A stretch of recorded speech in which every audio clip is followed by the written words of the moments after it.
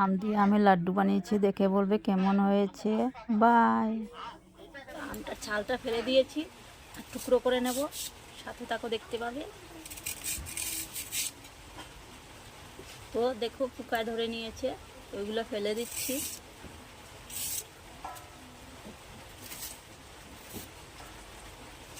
দেখো আমার আমগুলো কাটা হয়ে গেছে, এগুলাকে এখন সিদ্ধ দিয়ে দেব, সাথে থাকো। প্রেসার কুকারটার মধ্যে একটু ভাপ দিয়ে দেব, আমগুলোকে দিয়ে দিচ্ছি, দেখতে পাচ্ছ। জল দিয়ে দিচ্ছি,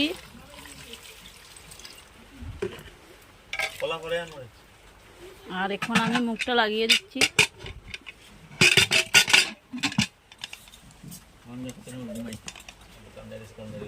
আমি প্রেসার কুকারটা বসিয়ে দিচ্ছি, দেখো বসিয়ে দিলাম, দেখতে পাচ্ছ।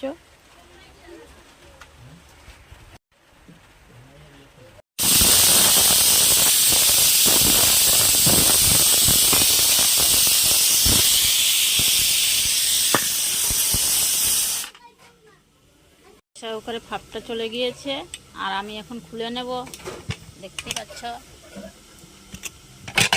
দেখো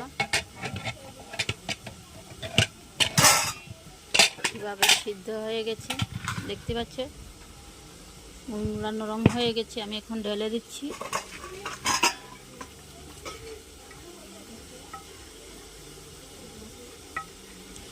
তো আমি ঢেলে নিলাম, আর দেখো কিভাবে হয়েছে, দেখতে পাচ্ছ, নরম হয়ে গেছে। তো গাইস, আমার আমগুলো এখন ভাপ দেওয়া হয়ে গেছে, আর এখন এগুলা ফেলে দেব।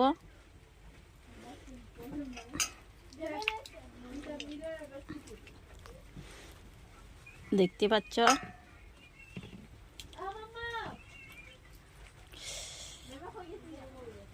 পরিমাণ মতো তেল দিয়ে দিচ্ছি, দিয়ে দিলাম তেল।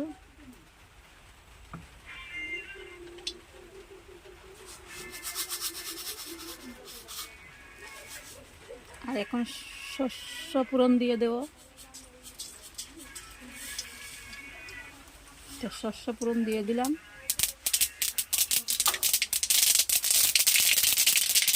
দেখো কিভাবে ফুটছে।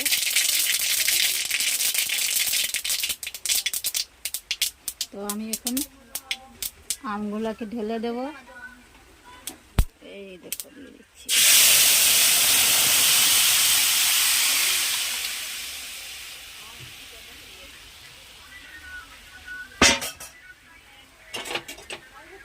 এইটাকে আমি নাড়া দিয়ে দিচ্ছি, দেখতে পাচ্ছ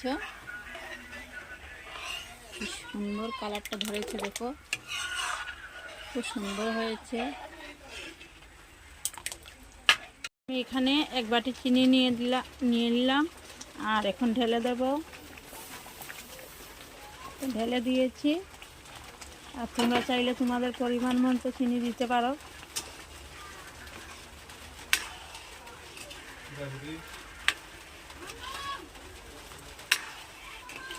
দেখতে পাচ্ছ কিরকম হয়ে গেছে, আর ওইটাকে আমার শুকাতে হবে নাড়িয়ে চাড়িয়ে।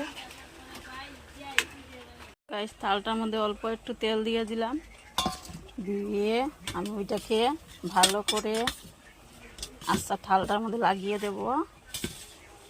বাস, লাগিয়ে দিলাম। আর এখন দেখো কীভাবে এসেছে, দেখতে পাচ্ছ। তো আমি থালটার মধ্যে ঢেলে দেব।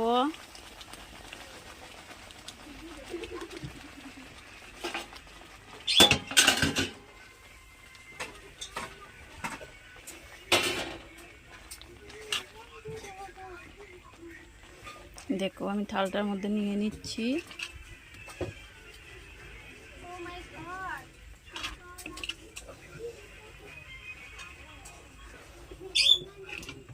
পুরোটা থাল রেখে দেব এখন ফ্যানের তলে, একটু যখন ঠান্ডা হয়ে যাবে তুলে নেব, সাথে থাকো, দেখতে পাবে।